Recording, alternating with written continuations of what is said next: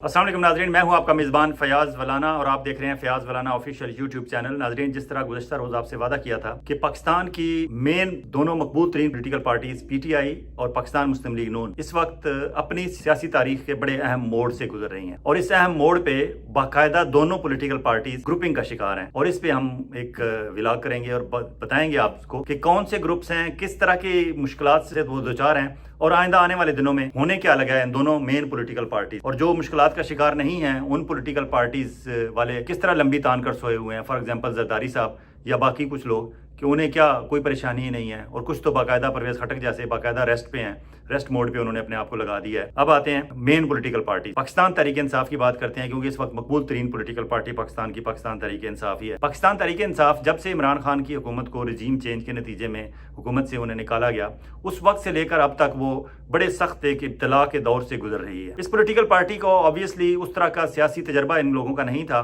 اور ان کے لیے یہ شاید زندگی میں، ان کی سیاسی زندگی میں ایک پہلا موقع تھا کہ انہیں اس طرح نو کانفیڈنس کے ذریعے نکال دیا گیا حکومت سے، اور ان کے لیے یہ ایک انہونی تھی۔ انہیں یہ لگا کہ شاید یہ کبھی ہونا ہی نہیں چاہیے۔ حالانکہ انیشلی جب کہا جاتا ہے کہ جی پاکستان میں آج تک کوئی نو کانفیڈنس کامیاب نہیں ہوا، تو اس کی بنیادی وجہ یہ تھی کہ کامیاب اس لیے نہیں ہوتا تھا، نہ نواز شریف کے خلاف، نہ بے نظیر بھٹو، محترمہ بے نظیر بھٹو شہید کے خلاف، یا اس سے پہلے جب کہیں ہوا، اس لیے کامیاب نہیں ہوتا تھا کہ جو بھی حکمران ہوتا تھا وہ فوری طور پر اس کا حفاظتی بند باندھ لیتا تھا، جا کے کسی کو پیسے دے دیتے تھے، کسی کو ڈرا دھمکا دیا جاتا تھا، ایم این ایز کو اٹھا کے یا چھانگا مانگا لے جاتے تھے، یا ایم این ایز کو اٹھا کے سوات کے علاقے میں لے جاتے تھے۔ آپ کو یاد ہوگا مسلم لیگ والے چھانگا مانگا لے گئے تھے اور پیپلز پارٹی والے سوات لے گئے تھے اپنے اپنے وقتوں میں۔ تو جہاں جہاں کسی کو کوئی محفوظ سمجھتا تھا وہ کر لیتے تھے۔ عمران خان بھی اگر چاہتے تو اس وقت جب نو کانفیڈنس عمران خان کے خلاف تھا تو عمران خان بھی ایم این ایز کو اٹھا کے، کے پی کے میں ان کی گورنمنٹ تھی، وہاں سوات وغیرہ میں انہیں سیر کراتے لے جاتے، اپنے لوگوں کو بھی لے جاتے، دوسروں کو بھی جو جہاں جہاں سے کو ملتے سودے بازی کرتے اٹھاتے اور وہاں لے جاتے، اور اس طرح گھوڑوں کی خرید و فروخت کا کہ بازار گرم ہو جاتا۔ لیکن عمران خان نے یہ نہیں کیا، اچھی بات ہے کہ نہیں کیا۔ دوسری بات، شاید انہیں سیاسی طور پر ان معاملات کو اس طرح ہینڈل کرنے کا بھی تجربہ نہیں تھا کہ کم از کم یہ مذاکرات کرتے یا بات کرتے۔ عمران خان آخر تک یہ سمجھتے رہے کہ آرمی، اس وقت کے جو آرمی چیف تھے قمر جاوید باجوہ، وہ میرے ساتھ ہیں اور مجھے کچھ نہیں ہو سکتا، اور یہ نو کانفیڈنس بس ایسے ہی ہے۔ عمران خان یا سمجھتے تھے کہ ٹھیک ہے، لیٹ اٹ ہیپن، ہونے دو، دنیا دیکھ رہی ہے، پاکستان دیکھ رہا ہے، اور یہ کس طرح فارنرز کی انٹرفیئرنس کے ساتھ یہ اس طرح کر سکتے ہیں، لیکن کر دیا گیا۔ انہیں اندازہ نہیں تھا کہ ہم اس حد تک سیاست بے رحم ہوتی ہے کہ، اور اقتدار کی کرسی کی بھوک اتنی ہوتی ہے کہ لوگ قومی مفاد یا ان چیزوں کو بالکل ایک طرف رکھ دیتے ہیں اور بھول جاتے ہیں۔ تو ہوا یہ، اور پھر جب یہ ہوا تو اس کو بھی انہیں ایک شاک کے طور پر لیا۔ حالانکہ اگر اس وقت 155 ایم این ایز ان کے پاس تھے سٹنگ، اور 155 ایم این ایز کے ساتھ وہ اگر حزب اقتدار سے اٹھ کے اپوزیشن کی چیئرز پہ، کرسیوں پہ جا کر بیٹھ جاتے، تو میرا اندازہ تھا کہ ایک ہفتے 10 دن کے اندر اندر ایم کیو ایم جس طرح ناراض ہو گئی تھی شہباز شریف پی ڈی ایم 1 کی حکومت سے، اور باقی لوگ جو ناراض ہونے تھے، تو آبویسلی وہ واپس انہوں نے رجوع کرنا تھا عمران خان کے پاس، تو پھر عمران خان کے پاس میجورٹی آ جاتی، پھر بے شک عمران خان حکومت بناتے یا نہ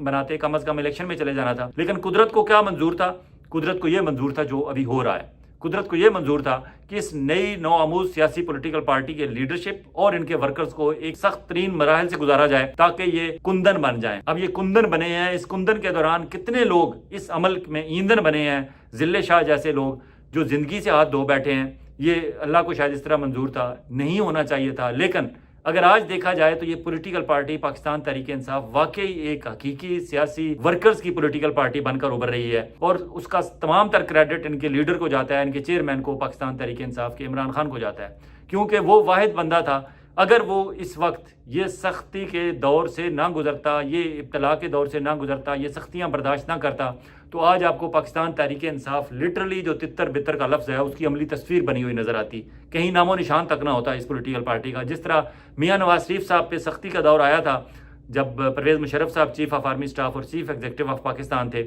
تو میاں نواز شریف صاحب کو اٹک جیل اور اٹک قلعے میں جب رکھا گیا تو میاں نواز شریف صاحب کو وہاں گرمی لگتی تھی، میاں نواز شریف صاحب کو وہ وہاں رہنا برداشت نہیں ہوا، انہوں نے ایک ایگریمنٹ کیا 10 سال کا، اور وہ سعودی عرب چلے گئے۔ اور پھر ایک وقت آیا کہ میاں نواز شریف صاحب بعد میں خود اپنی سپیچز میں کہتے رہے کہ مجھے لوگوں نے کہا تھا کہ میاں قدم بڑھاؤ، ہم تمہارے ساتھ ہیں، میں نے قدم بڑھایا، پیچھے مڑ کے دیکھا، پیچھے کوئی بندہ نہیں تھا۔ میاں صاحب جب چلے گئے پاکستان چھوڑ کے تو پیچھے ان کے پاس صرف 5 بندے رہ گئے تھے اس وقت۔ ان 5 کے نام آج بھی ہم انگلیوں پر لے سکتے ہیں۔ ایک جاوید ہاشمی تھے، ایک احسن اقبال تھے، ایک تہمینہ دولتانہ تھی، थी, एक जफर इकबाल झगड़ा थे और एक पांचवें मशाहिदुल्लाह थे। ये 5 लीडर रह गए थे पाकिस्तान मुस्लिम लीग नून के पास। इन 5 के बाद छठा कोई बंदा नहीं मिलता था जो प्रेस कॉन्फ्रेंस करे, जो बात करे, मियां नवाज शरीफ की बात करे या मुस्लिम लीग नवाज की बात करे। और लिटरली ये पार्टी फारिग हो चुकी थी, खत्म हो चुकी थी। बाद अज़ां उन्होंने फिर डीलें की, फिर मामलात किए, या हमारी इस्टेब्लिशमेंट की मजबूरियां थी कि उन्हें बाकायदा उनसे दोबारा रुजू करना पड़ा, और फिर बेनज़ीर भुट्टो और सारे मिल के मिसाक जमहूरियत, ये वो सारे सिलसिले हुए, ये वापस फिर इक़्तिदार में आ गए। अब पाकिस्तान तहरीक इंसाफ इस वक्त जिस दौर से गुजर रही है, ये एक नई जमात सिर्फ इस वजह से नहीं है कि नई बतारीख इसकी पैदाइश से ये नई है, ये नई इसलिए है कि इसमें जोश जज्बा, इसमें खून नया है। अगर पाकिस्तान की 60 to 65% या कुछ लोग 70% कहते हैं कि यूथ है हमारी, अगर तो ये यूथ सारी जुड़ी हुई है पाकिस्तान तहरीक इंसाफ से। और फिर इसमें ज़्यादा पढ़े लिखे middle class, upper middle class के लोग भी हैं, और वो लोग भी हैं जिन्हें आज तक पाकिस्तान की सियासत से कोई दिलचस्पी नहीं थी, वो भी लोग हैं इसमें। इसलिए ये नए हैं सारे। इसमें बहुत सारे लोग ज़िंदगी में पहली दफ़ा किसी पॉलिटिकल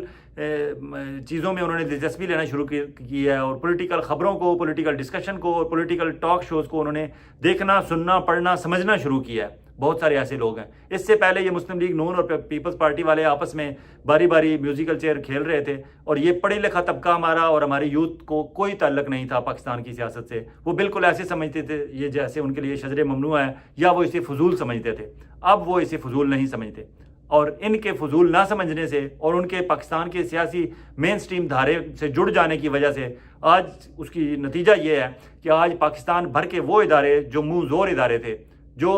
70, 80 और 90 के दिहाई में अपने तजर्बात करते रहे कि कभी इधर से किसी से कागजात छीन लो, इधर किसी को उठा दो, इधर किसी को बिठा दो, इधर डील कर लो, इधर मुकमुका कर लो, इधर कर लो, वो सारे तजर्बात उनके नाकाम हो रहे हैं। कहीं उन्हें कामयाबी नहीं हो रही, सिर्फ इस वजह से क्यों कि लोग भी नए हैं, जज्बा भी नया है, और फिर ये वो लोग हैं जो पुराने आपके तमाम हरबे उन्हें एक्सेप्ट करने के लिए तैयार ही नहीं है। फॉर एग्जाम्पल, कौम के वसी तर मफाद में आज तक इस कौम को 76 साल तक चूना लगाया जाता रहा कौम के वसी तर मफाद में कह के। आज की यूथ पूछती है व्हाट इज दिस,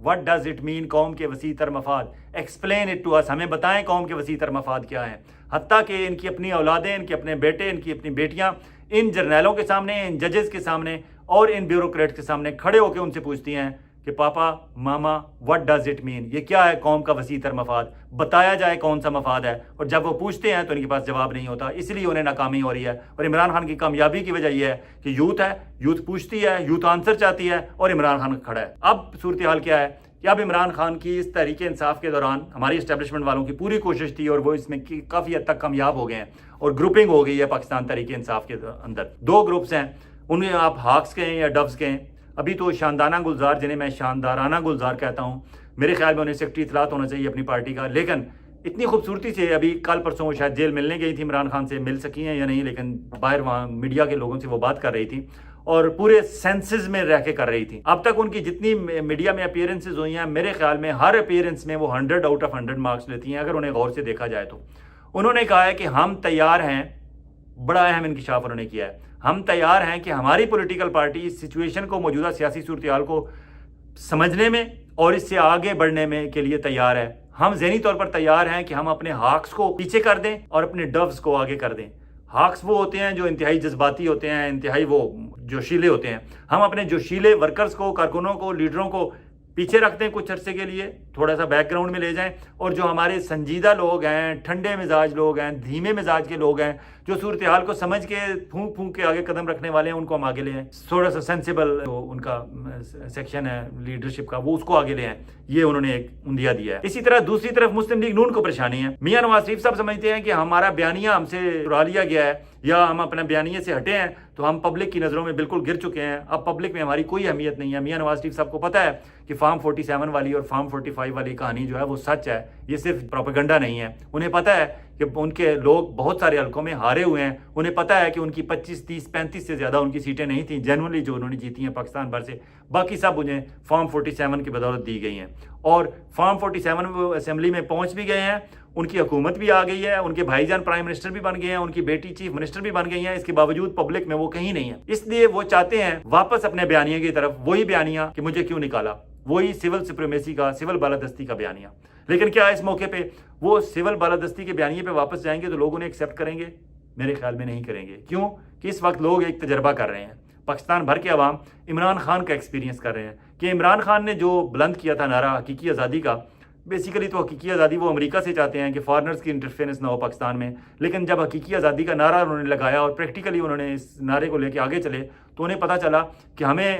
عالمی تالا آزماؤں سے اور عالمی انٹرنیشنل اسٹیبلشمنٹ کے جو آقاؤں ہیں ان سے آزادی لینے سے پہلے ہمیں لوکل اسٹیبلشمنٹ اور ہمارے جو لوکل آقا ہیں ان سے آزادی لینی پڑے گی۔ تو اب ان کے ورکرز کو نعرہ تو وہ لگاتے ہیں حقیقی آزادی کا، انہیں کلیئر نہیں ہے کہ کتنے پرسنٹ ہمیں لوکل آزادی چاہیے اور کتنے پرسنٹ ہمیں انٹرنیشنل اسٹیبلشمنٹ میں آزادی چاہیے، لیکن وہ آزادی چاہتے ضرور ہیں کیونکہ وہ یہ سمجھتے ہیں کہ ہمارے تمام مسائل کا حل حقیقی آزادی میں ہی ہے۔ عمران خان کا یہ بیانیہ لوگوں کو پسند آیا، لوگ عمران خان کے پیچھے چل پڑے اور 8 فروری میں آپ نے نتیجہ دیکھ لیا، کتنی سختیاں کی، درمیان میں 25 مئی گزرا، 9 مئی گزرا، بہت سارے واقعات گزرے، سختیاں ہوئیں، لوگوں کو قید و بند کی سہولتیں لوگوں نے برداشت کی اور کیا کیا ٹارچر نہیں اس پولیٹیکل پارٹی کے خلاف کیا گیا، لیکن اس کے باوجود لوگ عمران خان کے ساتھ دل و جان کے ساتھ جڑے رہے اور انہوں نے اس کا اظہار 8 فروری کی رات کر۔ اب 8 فروری کی رات جب لوگوں نے اپنی عمران خان سے محبت اور یکجہتی کا اظہار کیا ووٹ کے ذریعے، اور وہ جو نعرہ لگاتے تھے ظلم کا بدلہ ووٹ سے، لوگوں نے واقعی اس نعرے پر عمل کیا۔ اب وہ نتیجہ اتنا خوفناک تھا کہ میاں نواز شریف جیسے سیاسی قداور شخصیات جو ایک عرصے سے پاکستان کی سیاست میں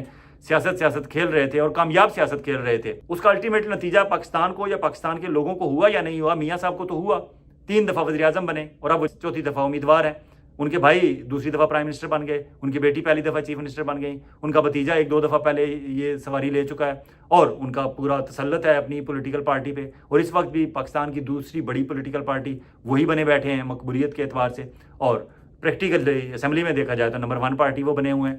بے شک بے ساکھیوں کے سارے ہیں لیکن ہیں تو صحیح۔ اس وقت صدر، وزیر اعظم، چیئرمین سینٹ، ڈپٹی اسپیکر سارے عہدے ان کے لوگوں کے پاس ہی ہیں۔ ہاں میاں صاحب کو اندر سے تکلیف ہے اور پریشانی ہے اور اسی وجہ سے وہ باہر نہیں نکل رہے، پبلک کو فیس نہیں کر رہے اور اپنا اظہار نہیں کر رہے، حالانکہ اگر پرائم منسٹر نہیں بھی بنے تھے تو پارٹی کے قائد تو ہیں، انہیں کیا ایز اے پارٹی قائد تو انہیں سامنے آنا چاہیے، لیکن وہ نہیں آ رہے، انہیں پتہ ہے کہ یہ جو مجھے مینڈیٹ ہمیں دیا گیا ہے یہ سب فیک ہے اور یہ فیک مینڈیٹ کی وجہ سے وہ باہر نہیں آ رہے، اور ان کے ساتھ ان کے مسلم لیگ نواز نمبر 1 جسے میں کہتا ہوں، ایک پوری فہرست ہے لیڈران کی، اس میں جاوید لطیف صاحب ہیں، رانا ثناء اللہ ہیں، خرم دستگیر ہیں اور ایک لسٹ ہے ان کی جو اس وقت اسمبلی میں نہیں پہنچ سکتی۔ میاں نواز شریف صاحب کی یہ جو مسلم لیگ نواز 1 اور مسلم لیگ نواز 2 کی جو گروپنگ ہے اس پہ بات کرنے سے پہلے میں وہ پی ٹی آئی کی نمبر 1 اور نمبر 2 کی بات ختم کر لوں۔ ہاکس اینڈ ڈوبز کی تو اگر دیکھا جائے تو میرے خیال میں جو مشکل وقت میں عمران خان کے ساتھ کھڑے رہے ہیں ان میں علی شیر افضل مروت بالکل ٹاپ پہ ہیں۔ یہ اس وقت انہوں نے جلوس نکالے تھے کے پی کے میں اور پنجاب میں، حتیٰ کہ وہ کراچی انٹیریئر سندھ تک چلے گئے تھے جب کوئی چڑیا پر نہیں مارتی تھی، لوگ ڈرے ہوئے تھے، سہمے ہوئے تھے اسٹیبلشمنٹ سے اور لوگ ویگو ڈالا سے ڈرے ہوئے تھے۔ علی شیر افضل مروت نے ہمت کی، بے شک ان پہ الزام لگاتے رہے کہ ان کا فلاں بریگیڈیئر مروت ان کے ساتھ ہے اور فلاں کا ہاتھ ہے اور فلاں کا ہاتھ ہے، ہوگا ہاتھ اور لوگوں کے ہاتھ نہیں ہے۔ کون سا خاندان ہے جس کا بندہ کوئی بریگیڈیئر جنرل نہیں ہے؟ جتنی ہماری مین پولیٹیکل سٹریم ہے ان کے سب کے 20ویں 22ویں گریڈ کے بیوروکریٹس ہیں، ان کے جرنیل ہیں، ان کے ججز ہیں، ان کے جرنلسٹ، ان کے ذاتی خاندان کے لوگ ہیں اور ان کے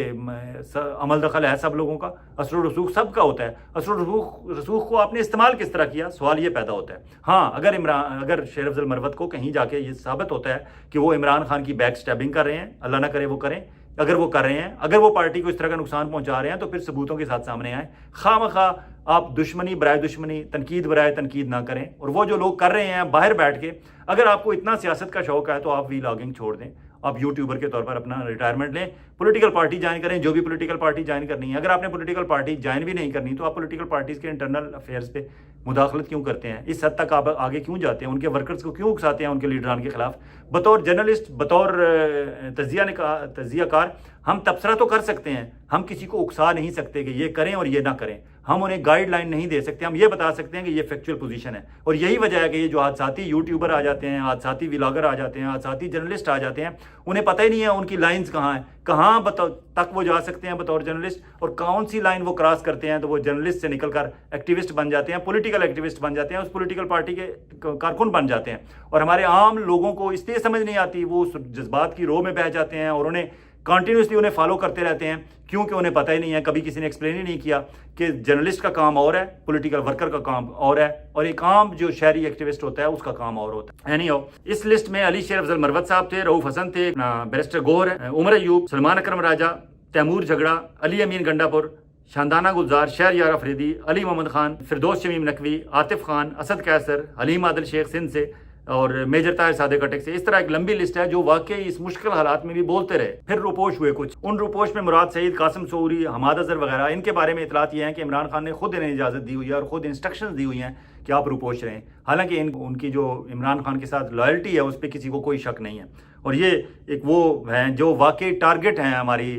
اسٹیبلشمنٹ کے کہ اگر یہ بندے ہمارے ہاتھ لگ جائیں، مراد سعید، قاسم سعوری اور حماد اظہر، تو ہم پتہ نہیں پی ٹی آئی کو تہس نہس کر دیں گے. وہ یہ سمجھتے ہیں کہ وہ یہ نیا جوش جذبے والے نیا خون ہے جو واقعی کل تک پی ٹی آئی کی لیڈرشپ سنبھال سکتے ہیں اور پی ٹی آئی کو وہاں لے کے جا سکتے ہیں جہاں عمران خان لے کے جانا چاہتا ہے. یہ ہمارے ہاتھ لگنے چاہیے. پرانے جو بزرگ انہوں نے پکڑ لیے جن سے پریس کانفرنسیں کرا لی، وہ کہتے ہیں ان کا کوئی فائدہ نہیں. اسد عمر بھی اس لسٹ میں تھے لیکن وہ بہت کمزور ثابت ہوئے. وہ وقت سے پہلے وہ پارٹی چھوڑ گئے اور اب وہ رہ کر پچھتا رہے ہیں کہ میں نے کیوں پارٹی چھوڑی. تھوڑے سے ہی سختی کے دن تھے، اگر میں گزار لیتا تو آج بھی وہ پارٹی کے سیکرٹری جنرل ہوتے اور ان کی عزت پہلے سے بھی زیادہ ہو جاتی، لیکن وہ کمزور ثابت ہوئے. پھر ایک لیڈرشپ کی لسٹ ہے عمران خان کے ساتھیوں کی. محمود قریشی، پرویز الہی، یاسمین راشد، عمر سرفراز چیمہ، اعجاز چودھری، محمود رشید. یہ وہ لوگ ہیں جو ابھی تک پابند سلاسل ہیں. انہوں نے بھی کمال مظاہرہ کیا ہمت کا. یہ ایک الگ کلاس ہے جسے شاید ایلیٹ کلاس آپ کہیں پی ٹی آئی کی، اور عمران خان کے صحیح سچے ساتھی انہوں نے اپنے آپ کو ثابت کیا ہے. اور یہ وہ تمام سختیوں سے بچ کے نکل جانے والی پاکستان تحریک انصاف ہے. پاکستان تحریک انصاف کے تقریباً کوئی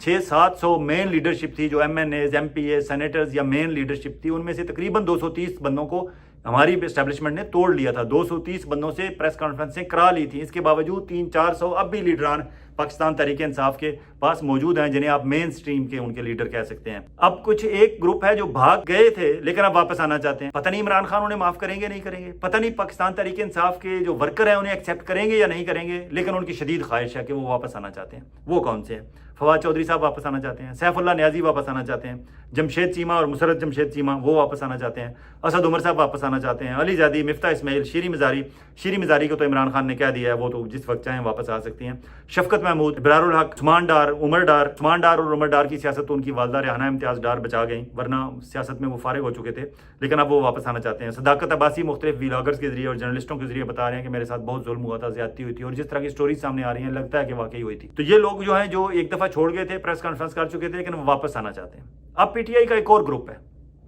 جسے میرے خیال میں عبرت ناک گروپ کہیں، جو باقاعدہ عبرت کے لیے انہیں رکھنا چاہیے. اور میں پی ٹی آئی کے لوگ اگر مجھے سن رہے ہیں تو میں انہیں آئیڈیا دینا چاہتا ہوں. میں چاہتا ہوں کہ آپ اگر ڈسٹنگوش کرنا چاہتے ہیں اچھے انڈوں میں اور گندے انڈوں میں، تو آپ کو کچھ کام ایسے کرنے پڑیں گے جس میں واقعی آپ جو ہے وہ بتائیں کہ ہاں یہ لوگ ہمیں ناپسندیدہ ہیں ہمارے، تاکہ آپ کی لیڈرشپ اور آپ کے جو کور کمیٹی اور سپریم کونسل اور باقی جو لوگ ہیں وہ کل تک اس میں یہ لوگ گھسنے کی کوشش کریں تو وہاں ریزسٹنس فیل ہو انہیں. اور یہ جو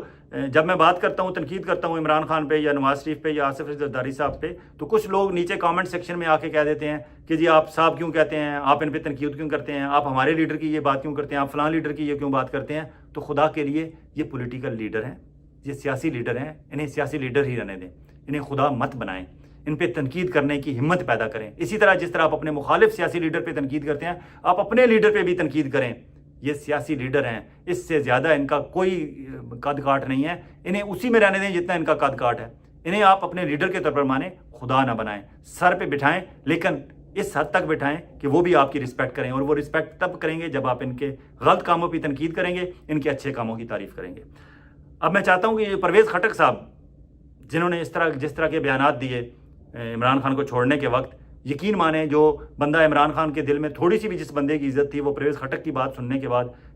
پرویز خٹک سے شدید نفرت وہ بندہ کرنا شروع ہو گیا. کیونکہ اس بندے کو، یہ وہ بندہ تھا کہ عمران خان کو میں ذاتی طور پر خود جانتا ہوں. جب میں اسلام آباد میں ایز اے رپورٹر کام کر رہا تھا تو میں نے خود دیکھا کہ عمران خان کو جب شام کو بیٹھے ہوئے کبھی کوئی چائنیز کھانا یا جیپنیز کھانا، اسلام آباد میں 1-2 جیپنیز ریسٹورنٹ بھی ہیں، وہ کھانے کا دل کر رہا ہوتا، یا اٹالین فوڈ کھانے کا دل کر رہا ہوتا، تو بندہ اپنے دوستوں کے بیسٹ فرینڈز کو کال کرتا ہے کہ چلو یار آج فلاں جگہ جاتے ہیں، ٹکا بوٹی کھاتے ہیں، فلاں جگہ جاتے ہیں، مچھلی کھاتے ہیں، فلاں جگہ جاتے ہیں، اٹالین یا چائنیز سوپ کا دل کر رہا ہے، وہاں چلتے ہیں. تو 2 بندے تھے عمران خان کے پاس اسلام آباد میں، ایک جہانگیر ترین، ایک پرویز خٹک. عمران خان ان کو کال کرتا تھا کہ چلو آج موڈ ہو رہا ہے فلاں جگہ چلتے ہیں. اور میں نے خود دیکھا کہ عمران خان گیا ان ریسٹورنٹس پہ، ایسے ریسٹورنٹس پہ جہاں، یا ایسے کھوکھوں پہ، یا ایسی اس پہ روڈ سائڈ ہوٹلس پہ جہاں پہ ایکسپیکٹ ہی نہیں کر رہے تھے کہ عمران خان بیٹھے ہوں گے. عمران خان وہاں بیٹھے ہوئے ان دونوں کے ساتھ بیٹھ کے کھانا کھا رہے ہیں، گپ لگا رہے ہیں.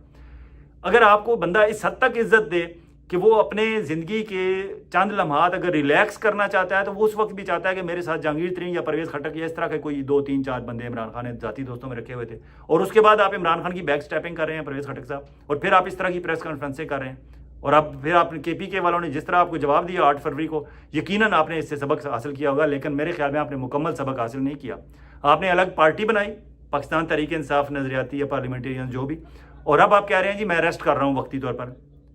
آپ مکمل ریسٹ کریں، اور پی ٹی آئی والے اگر کہیں سن رہے ہیں مجھے اور وہ سمجھتے ہیں تو انہیں جس طرح ایک ہوتی ہے نا ہال آف فیم، آپ ایک ہال آف شیم بنائیں، ایک ایسی وال ترتیب دیں جس میں ان کریکٹرز کی تصویریں لگا دیں ہمیشہ کے لیے، اور آپ کہیں کہ یہ ہماری ہال آف شیم ہے، یہ ہمارے وہ لوگ ہیں جن کی تصویریں جب بھی ہمارے سامنے آتی ہیں ہمیں افسوس ہوتا ہے کہ ہم انہیں اپنا لیڈر مانتے رہے اور انہیں اتنے اہم عہدوں پہ ہم نے بٹھائے رکھا۔ فار ایگزامپل پرویز خٹک نے کوئی کمی نہیں چھوڑی، یہ اس ہال آف شیم پہ ہو سکتے ہیں، بالکل آگے ہو سکتے ہیں اس دیوار پہ جہاں تصویریں آپ ان کی لٹکائیں،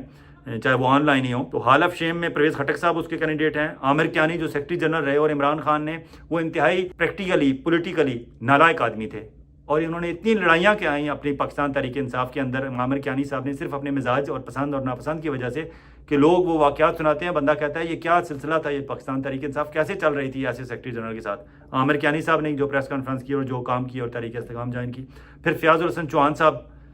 کیا پدی کا شوربہ، میں راولپنڈی سے انہیں بہت پرانا جانتا ہوں، اس وقت سے جب وہ اسلامی جمعیت طلبہ اور شباب ملی کے لیڈر تھے اور ہمارے پاس 4 لائنوں کی پریس ریلیزیں چھپوانے کے لیے آتے تھے۔ فیاض الحسن چوہان صاحب نے پارٹی چھوڑتے ہوئے اور ابھی تک وہ مسلسل عمران خان کے خلاف بولے جا رہے ہیں، وہ ہال آف شیم کے بہت تگڑے امیدوار ہیں، انہیں ہونا چاہیے ہال آف شیم پہ۔ پھر 2 عاشق اوان ہیں، پھر فروخ حبیب ہیں، اس طرح کی ایک پوری لسٹ ہے۔ اور پھر ایک اور محمود خان صاحب، اگلے روز محمود خان صاحب کی ایک انہوں نے اسٹیٹمنٹ آئی ان کی، اور اس اسٹیٹمنٹ پہ ہمارے کچھ دوست، فار ایگزامپل ارشاد بھٹی میرے چھوٹے بھائیوں کی طرح ہیں، ارشاد بھٹی صاحب اور کچھ لوگ یہ کہہ رہے تھے کہ محمود خان صاحب کی اسٹیٹمنٹ آئی تھی کہ مجھے فارم 47 کی آفر ہوئی تھی لیکن میں نے قبول نہیں کی، اور اس پہ ہمارے ساتھی جرنلسٹ ساتھی اور ولاگر وہ کہہ رہے ہیں کہ محمود خان صاحب نے کمال کیا جی، انہوں نے فارم 47 ایکسیپٹ نہیں کیا، فارم 47 کی تحت ایم این اے شپ اور ایم پی شپ ایکسیپٹ نہیں کی۔ آپ بھول رہے ہیں یہ وہی محمود خان صاحب ہیں جو پہلے دن سے پرویز خٹک کے ساتھ گھوم پھر رہے ہیں، انہوں نے پارٹی بنائی، وہ پارٹی کے وہاں پریزیڈنٹ چیئرمین پرویز خٹک تھے، یہ پریزیڈنٹ تھے، اور انہوں نے پوری زور لگایا عمران خان کو کے پی کے میں ہروانے میں، انہوں نے انتہائی غلیظ زبان استعمال کی محمود خان صاحب نے اور پرویز خٹک صاحب نے عمران خان کے بارے میں، اور آج وہ یہ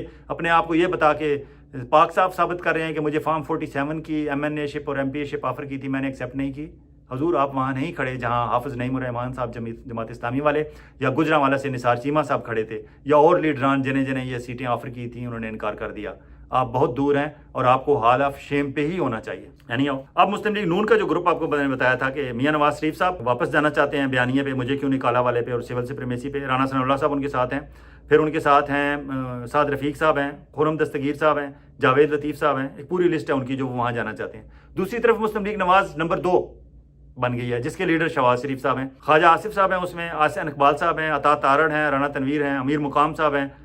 جو فارم 45 47 زدہ ہیں، ایاز صادق صاحب اسپیکر قومی اسمبلی ہیں، یہ پوری ایک لسٹ ہے۔ اور مریم نواز ان کی تو اپنی ایک ٹک ٹاک کی ٹیم ہے، وہ اس کو صبح انسٹرکشنز ہوتی ہیں، اور آپ دیکھیں کہ ٹک ٹاک پہ جس طرح ہنا پرویز بٹ اور باقی عظما بخاری اور یہ وہ مریم اورنگزیب اور سارے جو ان کی ایک گروپ ہے، گینگ ہے، وہ اسمبلی کے اجلاس میں جاتے ہیں تو مین گیٹ سے ان کی وہاں ٹک ٹاک ان کے اپنے ہائر کیے ہوئے انہوں نے کیمرہ مین، وہ تصویریں بنانا شروع کرتے ہیں اور اسمبلی کے اجلاس تک اندر جانے تک وہ 2 منٹ 1.5 کی وہ تصویر بناتے ہیں ویڈیو، اور پھر اسے ٹک ٹاک پہ ڈالتے ہیں، پھر اندر جو ان کی کوئی ہوتی ہے اس کی بناتے ہیں، تو وہ سارا دن ٹک ٹاک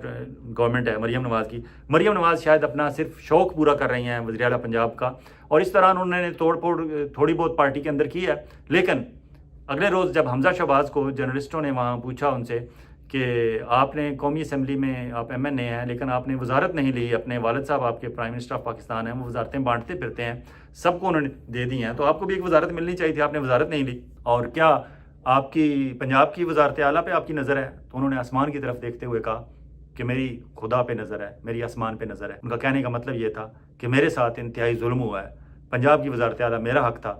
اور اوپر خدا ہے وہ دیکھ رہا ہے اس ظلم کا، میری صرف نظریں اوپر خدا کی طرف ہیں، خدا کبھی تو انصاف کرے گا۔ دیکھیں یہ ہماری پولیٹیکل پارٹیز ہیں، یا ان کے کبھی ہاکس آگے ہو جاتے ہیں اور ڈوز پیچھے ہو جاتے ہیں، کبھی ضرورت پڑنے پر یہ ڈوز کو آگے کر لیتے ہیں اور ہاکس کو پیچھے کر لیتے ہیں، یہ سارا کھیل اقتدار کا، کرسی کا کھیل ہے۔ لیکن آپ کو بطور شہری ان لوگوں کو دیکھنا ہے کہ کون سی پولیٹیکل پارٹی کون سی موو کب کر رہی ہے، کیوں کر رہی ہے، کیسے کر رہی ہے، اور جس نظریے کی یہ بات کرتے ہیں کیا اس نظریے پہ کھڑے بھی ہیں یا نہیں۔ ابھی تک پاکستان تحریک انصاف کے لیڈر کھڑے ہیں، ان کے ورکر کھڑے ہیں. مسلم لیگ نون والوں نے اپنے بیانیے سے پیچھے ہٹے اور آج وہ راندہ درگاہ ہو چکے ہیں. حکومت میں ہونے کے باوجود ان کی عزت بالکل نہیں ہے. اسی طرح آپ کڑی نظر رکھیں پاکستان تحریک انصاف والے ورکر اپنی پارٹی پہ، پاکستان پیپلز پارٹی والے اپنی پارٹی پہ، مسلم لیگ نواز گروپ نمبر 1، مسلم لیگ نواز نمبر 2 والے اور دیگر سیاسی جماعتوں والے بھی. ورکر کو پولیٹیکل ورکر کے طور پر اگر آپ نے ٹریننگ لینی ہے یا سمجھنا ہے تو شاید تھوڑا سا آپ قریبی جائزہ لیں جماعت اسلامی کا یا دوسری اس طرح کی پولیٹیکل پارٹیز جو واقعی پولیٹیکل پارٹیز کے طور پر ورک کرتی ہیں. تو پھر آپ میں برداشت کا مادہ پہلے سے زیادہ پیدا ہوگا. اور برداشت جس طرح آپ دوسرے پولیٹیکل لیڈرشپ پہ اور دوسری پولیٹیکل پارٹیز پہ تنقید بڑے شوق سے کرتے ہیں اور سمجھتے ہیں کہ دوسرے پولیٹیکل ورکر آپ کی تنقید کو برداشت کریں، اسی طرح آپ کو بھی اپنے اندر حوصلہ پیدا کرنا ہوگا کہ اگر آپ کی پولیٹیکل پارٹی پہ کوئی میرے جیسا بندہ یا کوئی دوسرا مخالف آپ کا سیاسی ورکر تنقید کرتا ہے تو آپ اسے کھلے دل کے ساتھ تسلیم کریں. کیوں کہ تنقید برائے اصلاح ہوتی ہے. تنقید برائے تنقید اگر کوئی کر رہا ہو تو پھر یقیناً آپ اسے جواب دیں، لیکن تنقید برائے اصلاح ہو تو پلیز اس کا احترام کریں. اور اگر آپ سمجھتے ہیں کہ ہم فیاض ولانا آفیشیل پہ جو بھی بات کرتے ہیں یہ ایک عام پاکستان کی اور پاکستانیوں کی بہتری کی بات ہوتی ہے تو پلیز اس